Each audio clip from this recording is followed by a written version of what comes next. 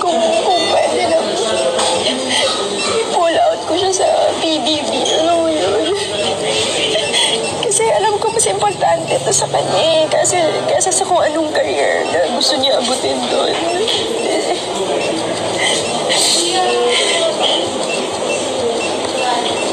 Hi guys, welcome back to my channel. So ito na nga, may chance daw na mag-voluntary medications won't work. Bianca Di Vera, ayon na sa IG story na yung kanyang mami ay medyo critical ang kondisyon ng kanyang pet na si Peach. Yung baby nilang aso na si Peach ay medyo nasa emergency room ngayon at gustong-gusto ng mami ni Bianca Di Vera na i-pull out daw si Bianca sa PBB. So yung mga fans nalungkot, baka daw biglang mag-voluntary exit itong si Bianca Di Vera. Pero malay natin, bigyan siya ng chance ni Kuya na makapagbisita sa kanyang baby na aso, diba? Kasi parang kapatid na talaga ni Bianca yung aso niya. Yung mami nga ni Bianca ay umiiyak talaga na gustong-gusto niyang i-pull out itong si Bianca.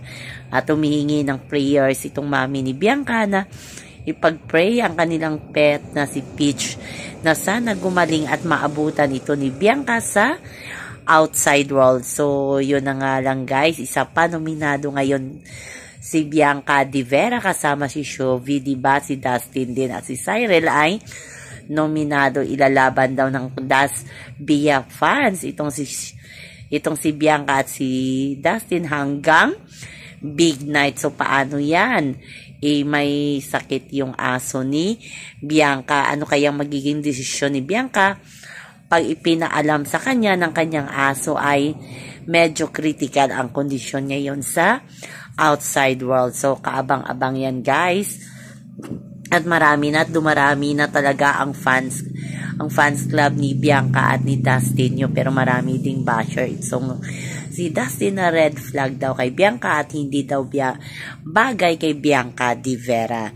So, abangan na lang natin guys ang update kung ano nga ba ang magiging desisyon ng mami ni Bianca tungkol sa kanyang aso na si Peach. Ipapaalam nga ba kay Bianca at sana payagan si Bianca na hindi mag-voluntary exit, makapag-visit lang sa kanyang aso. Kasi sabi nga ng mami ni Bianca ay napakahalaga daw ng aso ni Bianca sa kanya.